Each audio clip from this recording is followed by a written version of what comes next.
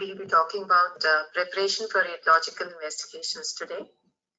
And the radiological investigations can be categorized as the diagnostic modalities, the X-rays, conventional contrast studies, mammography, ultrasound, CT, and MRI, and we'll be talking about the preparation for these today.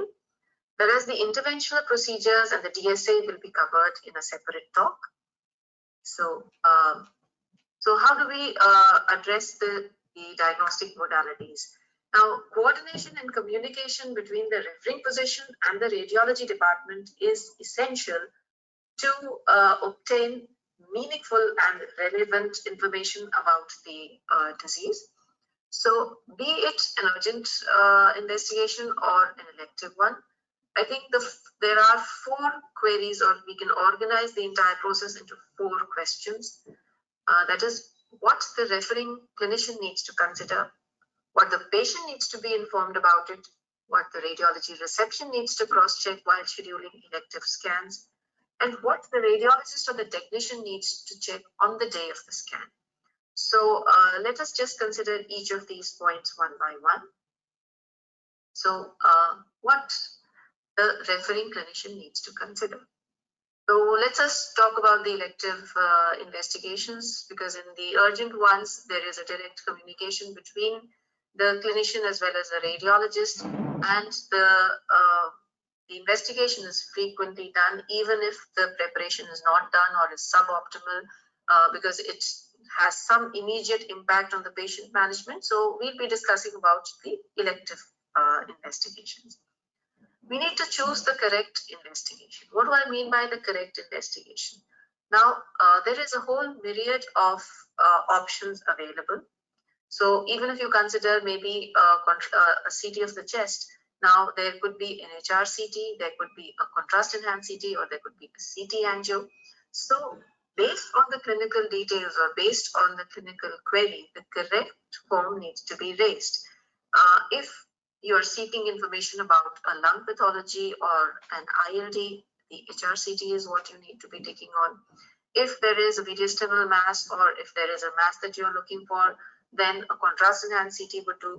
But if the suspicion is of pulmonary thromboembolism, then a CT angio is to be raised.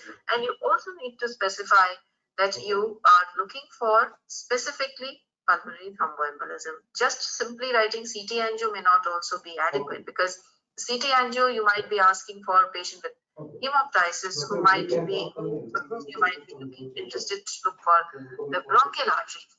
Whereas if the patient has DVT and you're wanting to rule out pulmonary thromboembolism in the pulmonary artery, so the phase of the scan, that is a CT protocol, the delay of the contrast administration and the volume of contrast will also change.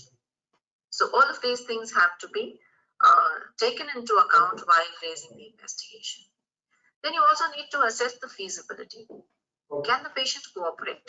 And we are talking about specific situations where the patient may be very agitated, or the patient may be in altered sensorium, where an MRI may not be feasible, whereas a contrast enhanced CT might be feasible because it takes a lesser amount of time.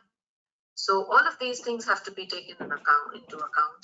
And then, are there any specific contraindications? Now, that applies mostly to MRI, because if there is a patient with a cardiac pacemaker or an MRI incompatible device, then one might have to think of alternative investigations. Then, is contrast needed? Because if it is, if you're thinking that the patient needs a contrast enhanced study, it is wise to get a serum creatinine form raised at the same time, so that there is no further delay in scheduling the scan. Any comorbidities, it is good to mention these, because that might affect the way the scan is scheduled, or the way the protocol is used. For instance, in a patient who has diabetes, we would like to give the morning slot to that patient. If the patient has any other morbidity which might affect the contrast being given or not, these need to be specifically mentioned on the form. For female patients, you need to check about the pregnancy status. Now, why I'm writing it here at the level of the referring clinician is because sometimes the patient is not scheduled for a scan on the same day or the next week. Sometimes in OPD patients, what you would say is you come after 3 months and in follow-up, and you get your CT done. So the patient needs to be informed that at that time, when the patient's CT is scheduled, at that time she should be careful and not have a pregnancy at that time.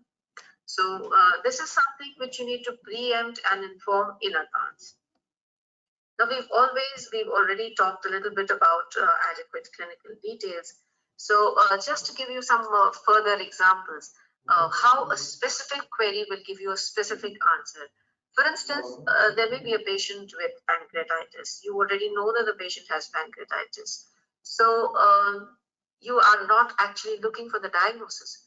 You might be looking for the extent of the pancreatitis, or you may want to be ruling out a pseudoaneurysm. Sometimes disruption of the pancreatic duct is what you might be looking for. So unless and until you give the specific query, you're very unlikely to get specific answers. So that's an important thing. Sometimes a patient with subacute intestinal obstruction, and there may be very subtle findings, or there may not be very obvious things visible on the CT scan. However, if there is a history of prior surgery, then it may be due to adhesions and even a subtle abnormality. The radiologist may like to go ahead and do some delayed scan or take extra thin sections. So these are the kind of things, if the clinical details are available at the time of the scan, then it is better, then the scan may be performed better or tailored more towards the specific clinical information which is being sought. Sometimes you may want to know the status of the lymph node. So instead of presuming that the radiologist is going to be able to give you all the answers, it is better to spell it out so that the examination is tailored better. Then you need to inform the patient or the relative about what investigation is being asked for, because if they're prepared, they might be able to cooperate better. In some situations, you already know that the patient has raised creatinine, but you still would like to know you would still like to go ahead with the investigation. And in these situations, it is better to prime the patient beforehand and consider high-risk consent, so that an alternative can be thought about. At the same time, it can be discussed with the patient, and this would avoid further delays in scheduling any scan. So part of it has already been covered. What the patient needs to be informed is about the investigation, specific preparation which he needs to do or to come fasting. It's nice to know how long it will take, because sometimes the patients may have to take some leave or come. So if they know that they might need to spend more time, it would be better. What instructions will be given during the test? So it's nice for the patient to know that they might need to hold breath or lie still. So all these things are important to counsel the patient to decrease their anxiety. It's important to inform if radiation is involved or contrast is needed. It's also important for the patient to know whether he can take his routine medications or to stop certain medications, and what about insulin injections. So these are queries which come to the patient's mind, and these need to be sorted. We need to inform them whether they need to be nil orally, or they can take their morning tea or liquid or juices. So all of these things the patient would like to be informed about. So now that we've got the form in place, the patient is informed, and the patient is finally sent to the reception for scheduling. Of course, these are the first 4 points that I have written in each slide, is just to highlight the importance of cross-checking these at multiple points, in multiple times. In pediatric cases, it is important to explain about the need of pre-anesthetic checkup and anesthesia protocol. And this needs to be told to the patient in advance so that they can prepare accordingly. They need to prepare their stay accordingly. And they need to also be told where exactly they have to go to get the pre-anesthetic checkup done. And special consideration for cancer patients, which we treat on priority. We like to schedule these also on priority. A list of instructions and consumables to be given to the patient is given by the radiology reception with explanation of the same. Sometimes just handing over the list to the patient is not of much help, because they need to be told exactly what is to be done, where they have to go and get the medications, and where they have to report for the CT or the MRI or the ultrasound for that matter. They need to be to bring an attendant if they have any prior imaging, old reports. All these have to be told for them to bring. And also coagulation profile in case a biopsy is planned. So all of these things have to be taken in account when we are preparing a patient for any investigation. So now on the day of the scan, the radiologist and technician will do a final cross-check of the same four questions, that is the clinical query. Can the patient cooperate? Are there any comorbidities? Are there any contraindications? For female patients, a last cross-check about the pregnancy status. If the contrast is to be done, it's creatinine. Now, all of these, then you need to cross-check that whether the patient has complied and taken the pre-procedure preparation which was asked for, especially fasting and fluid intake. In case the creatinine is raised, we need to discuss with the clinician, obtain high-risk consent if contrast is deemed necessary. Now, at this point, it is important to specifically ask for any history of prior contrast reaction. So, we would be discussing this in a subsequent slides as well, but we need to know whether if there was a mild or moderate reaction, and whether pre-medication is needed or not. For patients who've had severe contrast reaction in the past, it is better to avoid contrast again and think of alternative investigations. If there are any prior imaging available for comparison, it is good practice to take it at the time of the scan and give a comparative report rather than calling in the patient in a next session with the prior ones. And it is important to cross-check that whether informed consent was taken or not. So specifically for X-rays and conventional procedures, what we need to be talking about is any recent investigation, whether there was any barium study done in the recent past which might give artifacts. Check if the patient has any hearing problems. Now, this is very important because sometimes the instructions may be given and the patient seems to be cooperative, but since he can't hear, he doesn't follow the instructions. So that is important for the technician to ask and cross-check whether he can hear what is being told to him from the console, because the patient is in the system, whereas the technician is outside at the console. For contrast studies, it is important to ensure that the relative accompanies the patient. Now, this is at the time of giving instructions to the patient that he needs to come with an attendant, otherwise it is difficult to get a contrast study done. Patient preparation, going on to specific conventional studies of fluoroscopic exams, there is no special preparation for routine X-rays except for LS spine and abdomen. For GI studies such as barium swallow, upper GI studies, barium enemas, a fasting of 8 hours is needed. For feeding tube checks or to verify placement, nephrostogram, no fasting is required. For enemas and IVP patients, a colon cleansing preparation is given, and those instructions are given at the time of scheduling. And we also need to inform the patient about side effects such as bloating and diarrhea. For a CT scan, what we need to do is ask the patient to remove any jewelry or any metallic objects that might interfere with the scan, instruct about the need for lying still and for breath hold, and to close the eyes when the laser light is switched on. In case contrast is to be given, it is good practice to inform the patient beforehand that he might feel warm, because this would avoid him getting shocked and moving inadvertently. So this is important.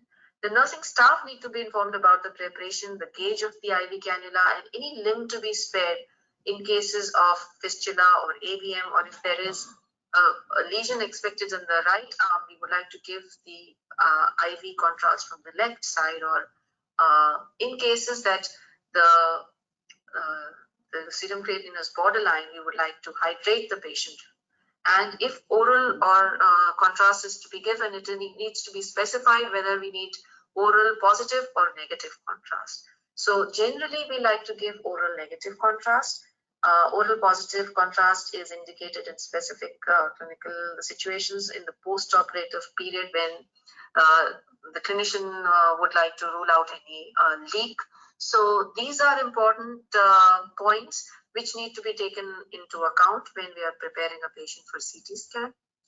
In special occasions when CT angiography is planned, we need to tell the patient that he would be asked to drink plenty of oral fluids.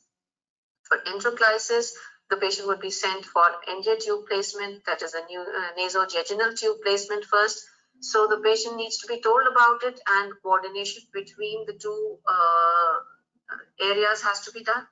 For CT cysternography, lumbar puncture would be done. For CTU, the patient needs to wait for a delayed scan. The patient needs to be told about it. And for suspected rectal lesions, an enema would be given.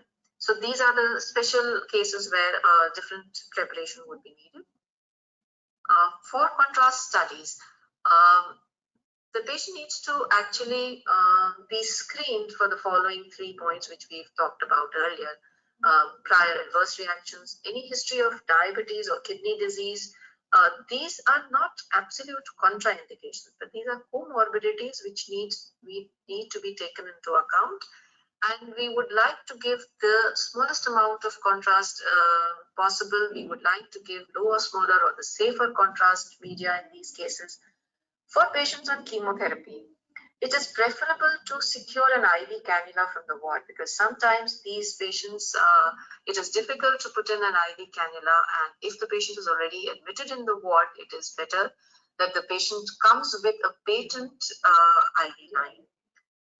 Then we need to have a special mention about serum creatinine. Of course, if it is normal, there is no problem. If the serum creatinine is borderline raised and the scan is elective, we need to consider the possibility of hydrating the patient well before and doing the procedure and after also.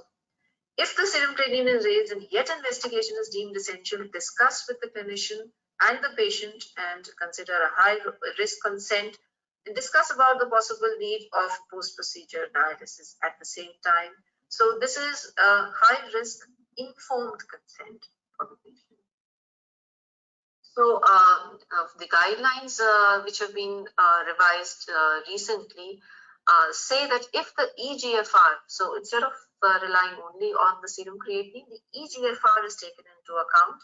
And if the EGFR is more than 30 ml, there is a low risk of acute kidney injury. If GFR is less than 30 ml, there is a high risk of AKI, and we would like to avoid iodinated contrast. If it is essential, we need to hydrate the patient well. So for hydration, we ask the patient to drink 500 ml of water for 2 hours before the examination, and another 500 ml after the procedure. If the patient cannot drink orally, IV hydration with 0.9% normal saline, 100 ml per hour for 6 to 12 hours before the exam and also after the exam.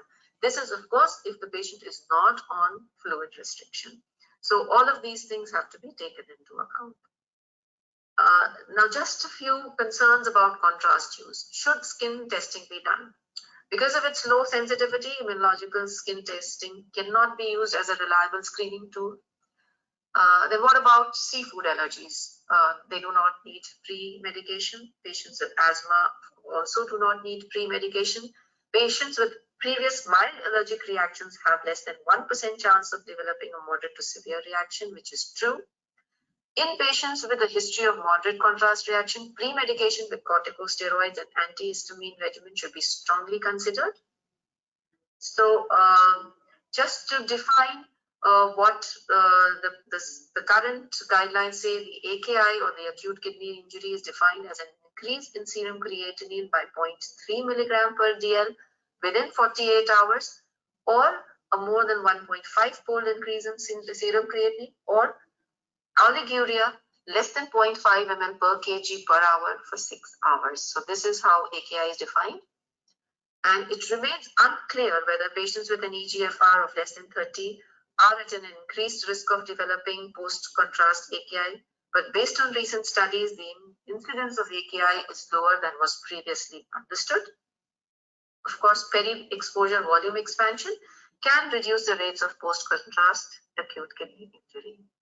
So the pre-medications which we could use prior to the administration of contrast, this is prednisone 50 milligram per orally at 13 hours, 7 hours, and 1 hour prior to administration of IV contrast, or methylprednisolone based pre-medication 32 milligram methylprednisolone by mouth 12 hours and 2 hours before contrast, and diphenhydramine 50 milligram per orally IV or IM 1 hour prior to the planned administration of contrast. And in special cases, that is metformin, this needs to be discussed with the clinician. And since metformin is primarily excreted by the kidney, there is a theoretical risk that PC-AKI may precipitate lactic acidosis. So these are special in situations where a discussion with the clinician is necessary. Then other special consideration regarding the use of contrast is in hyperthyroidism, in the history of unrelated allergies, anxiety, cardiac disease. These are not absolute contraindications, but these require caution and a discussion with the clinician. Coming on to ultrasound or guided FNAC, very simple preparation for abdominal ultrasound, gallbladder, renal artery ultrasound. The patient should be fasting for at least 6 hours prior to the exam. For KUB or pelvic examinations, the bladder should be full, so the patient should be asked to drink fluids prior to the examination. Breath hold practice needs to be instructed for the patients coming in for renal Doppler.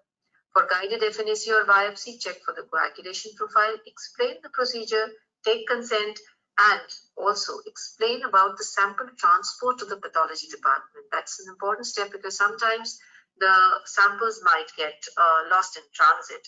So it's important for the patient to know that the guided FNACs will have to be followed with the reports coming in from the pathology department, and they need to take the samples there. So preparing for an MRI. Now, patient screening prior to an MRI, there are a very small number of absolute contraindications. So the absolute contraindications are ocular metallic foreign bodies or mobile foreign bodies. For this, if there is any doubt, an X-ray PNS Waters view may be done, or sometimes a CT orbit might be done.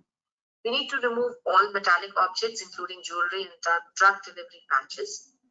And if the patient is scheduled for an MRI of the abdomen or an MRCP, then it is good practice to discontinue iron tablets for at least 3 days prior to the examination, because these cause a lot of artifacts.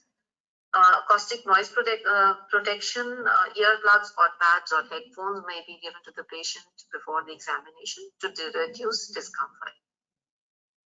Now coming on to the basic terminology with regard to MRI implants and devices. The safety terms have been recently revised in 2005, and we have 3 different categories now. MRI safe or MRI conditional. In these, the devices demonstrate no known hazards to specific MR environments with specific conditions of use. So there are certain devices which can be taken into MRI for specific duration of time and in the specific environment, such as a 1.5 Tesla or a 3 Tesla. So we need to know which of these devices are MRI unsafe or conditional. And there is a resource, the mrsafety.com, in which you can get all the relevant and reliable information about the MRI compatibility of most devices and implants.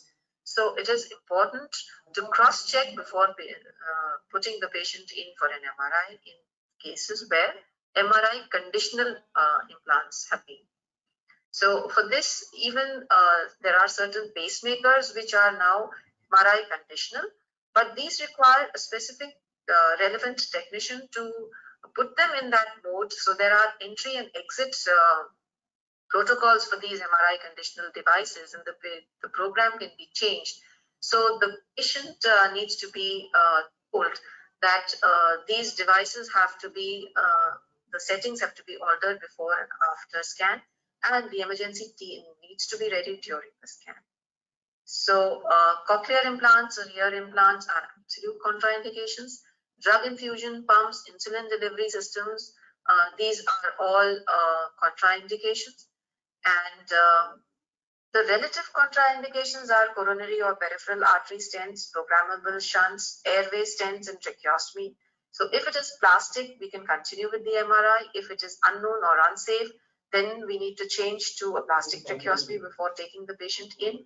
IUDs, again, if the data about it is unknown, then unknown IUDs, the MRI can be done in a 1.5 Tesla machine, but it is not safe in a 3 Tesla system.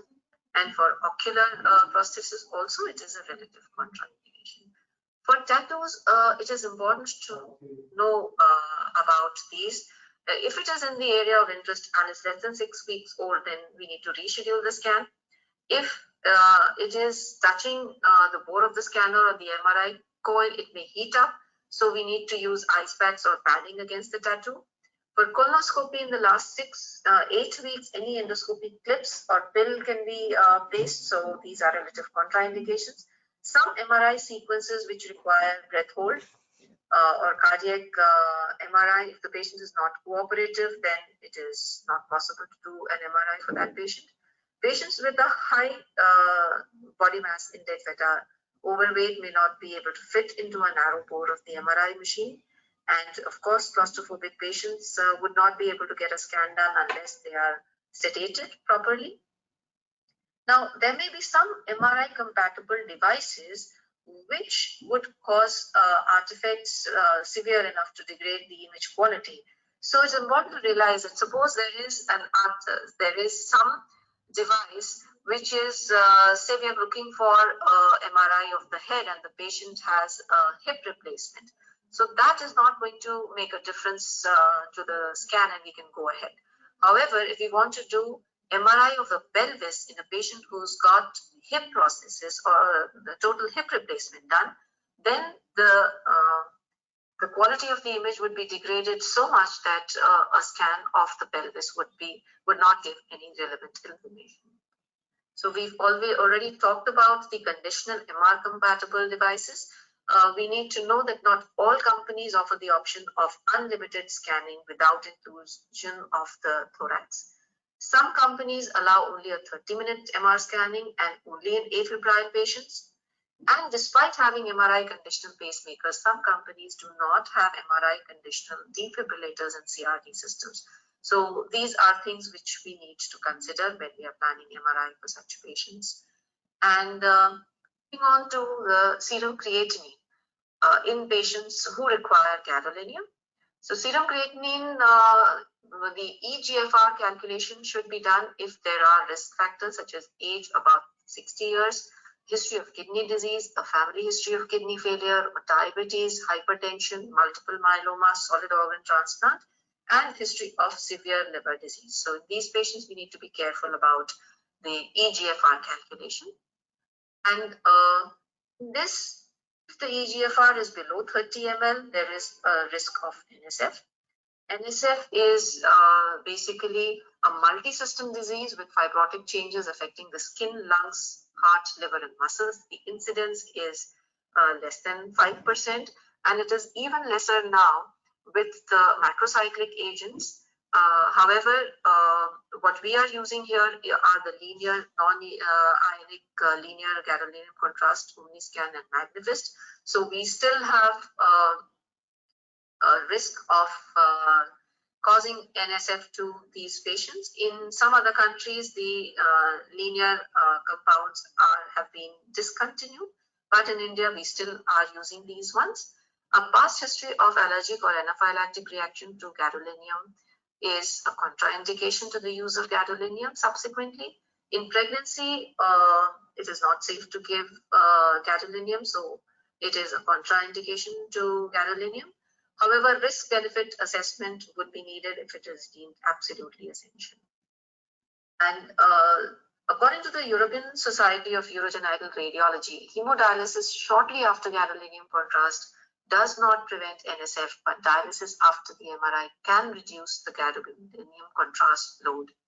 So this is what we need to keep in mind. And moving on to the frequently asked questions. So now that we know about the preparation, there are some queries which come into mind. If serum creatinine is borderline, which CT contrast to use? So there is no conclusive evidence to suggest that iso-osmolar contrast, that is visipaque, is less nephrotoxic than low osmolar contrast, that is omnipaque, which we use. However, visipaque may be preferred if there is volume overload or the patient is on dialysis. If the creatinine is raised, should we prefer CT or MRI? So that depends on the tissue or the region being investigated. If contrast must be given, then CT as an iodine-based contrast agent are easily dialyzed. So that is on a case-to-case basis to decide which is better. Considering the role of N-acetylcysteine, is there a role or not? So as of the present guidelines by the ACR, that is the American College of Radiology, the role is still uncertain. But when NAC is to be used, the original dose should be used, that is 600 milligram twice daily on the day before and the day of exposure to contrast. Then the other thing is, how do we calculate EGFR? There are certain formulae available online, and there are two formulae which are in common use, the MDRD and the Cograft GALT. And the MDRD is the one which is considered better, and that is what is being used. If the patient is scheduled for dialysis after investigation, should we prefer a CT or MR? We've already talked about this. As gadolinium is not easily dialyzed, it is better to do iodine-based contrast because it can be filtered by dialysis. Now, if the patient has a metal implant, how early can an MRI be done? So, if the patient had a knee surgery done so we would actually like to do an MRI or any scan after 6 weeks. We would not like to do it within that period. Of course, again, this is a case-to-case basis. If there is an urgent need, then it might be considered earlier also. So the take-home message is for preparation of the patient, we need to choose the correct investigation. We need to assess whether any contraindications, absolute or relative. We need to provide the relevant clinical details, and we need to also know what information is expected from the test. So that is a specific query to obtain a specific answer, and also to assess whether the patient can cooperate, and if not, to make proper arrangements so that the scan can be smoothly conducted and relevant information is obtained. Thank you for your attention.